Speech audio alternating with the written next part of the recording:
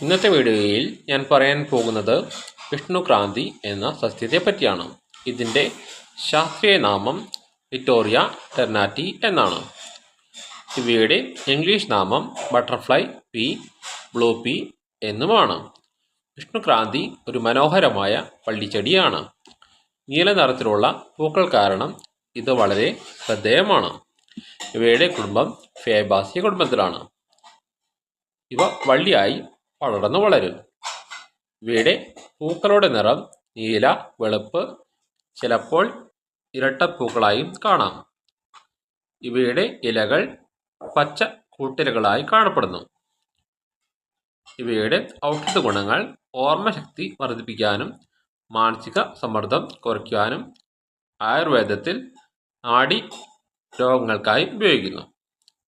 വിഷ്ണുക്രാന്തി പൂവിൽ നിന്നുള്ള blue tea പ്രശസ്തമാണ്.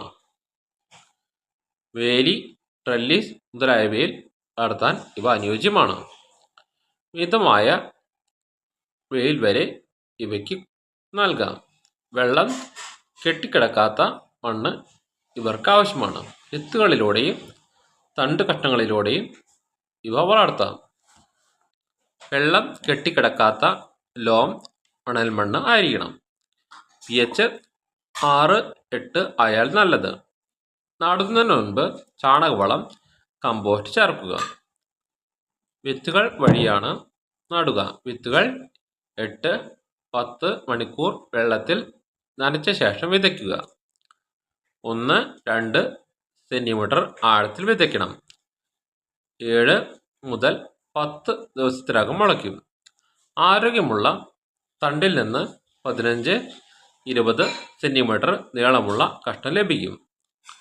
നനഞ്ഞ മണ്ണിൽ നട്ടാൽ വേഗം വേരെടുക്കും.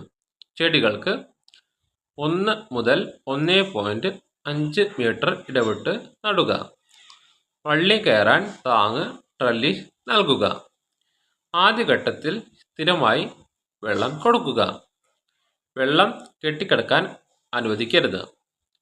മാസത്തിൽ ഒരിക്കൽ കമ്പോസ്റ്റ്, വെർമി കമ്പോസ്റ്റ് ചേർക്കാം. പുഷ്പകാലത്ത് ജൈവ ദ്രവവെള്ളം നല്ലതാണ്. സാധാരണയായി രോഗങ്ങൾ ഇവയ്ക്ക് കുറവാകും. ഇലച്ചുളുപ്പ്, കീടബാധ കണ്ടാൽ നീം എണ്ണ സ്പ്രേ 3-5 മില്ലി വെള്ളത്തിൽ ചേർത്ത് കൊടുക്കാവുന്നതാണ്. ഇവ ആഴ്ചയിൽ ഒരിക്കൽ നൽകാം. 6 മുതൽ 8 ആഴ്ചയ്ക്കകം പൂക്കൾ തുടങ്ങും. പൂക്കൾ രാവിലെ പറിച്ചെടുക്കുക. ഉണക്കി ഔഷധത്തിനും ചായയ്ക്കും ഉപയോഗിക്കാം. ഇന്നത്തെ വീഡിയോ ഇവിടെ നിർത്തുന്നു.